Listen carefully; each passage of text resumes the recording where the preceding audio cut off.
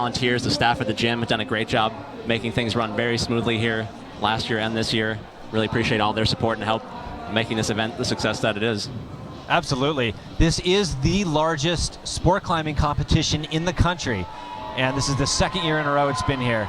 So big thanks to all of those folks. Bimini Horstman is now in front of the wall.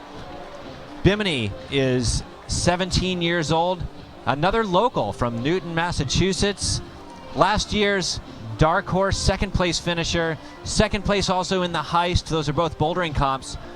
First place in the 2014 Iron Maiden, and put in a strong performance in semifinals. Bimini is actually named after an island in the Bahamas. That's right, we learned that last year. Well, I had totally forgotten, and I asked her again, and she told me again. So there it is, Bimini, island in the Bahamas, if anyone else was wondering. Love that name, actually. Rocking the patriotic chalk bag. Also, when I was talking to her in the warm-up zone just about an hour ago,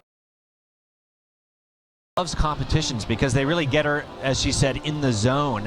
And she claims to truly have fun while competing because she's not distracted. Even when she's practicing for comps and training, she says she gets distracted. But right now, she is in the zone, she is having fun, and she is focusing on one move at a time. That's actually a thing a lot of the competitors have told us. Even though the atmosphere here is very exciting, high energy, there's lots of people in the crowd, the competitors have talked a lot about how they just drown out the crowd, just focus on climbing, and they just don't really hear what's going on around them. And out on the wall for the men there on the left, this 19-year-old Dalton Bunker from Orem, Utah. Dalton's been climbing for 5 years. Took third place at Youth Nationals last year. Bimini with a very measured dyno there. That was pretty awesome. Dalton climbing very quickly. He got on the wall after Bimini. He is already just about even with her. Going to see different styles from these climbers. Some climbing very slow and methodical, others climbing very quickly. Everything in between.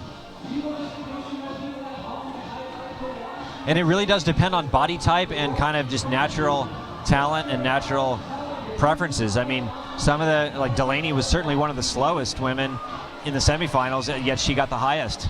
And then some of the fastest women also got quite high, like Kyra Condi.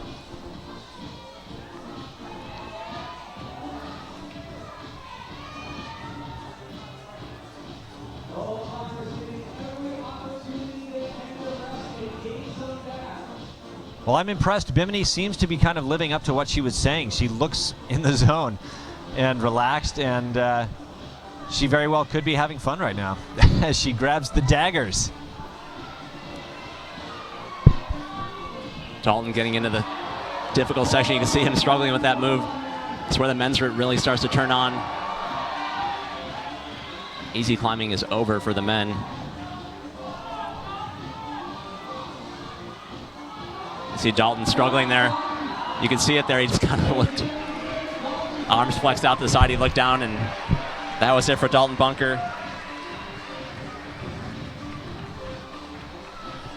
Meanwhile, Bimini is just kind of quietly making her way up the wall. Does not appear to be too challenging to get at least to this height for the women. Again, this is a stark contrast to the way that both of the qualifying routes and the semifinal routes were set. We saw the majority of women in the semis falling below the halfway point on the wall. And I gotta say, it's actually much cooler to see the women get to climb a lot more. Semis is notorious for being pretty difficult. They want to try and get that separation, come into finals here. Climbers getting their money's worth here in finals. That's right. The crowd as well. They are loving the action they're seeing right now as Bimini Horseman casually pushing up onto the head wall here.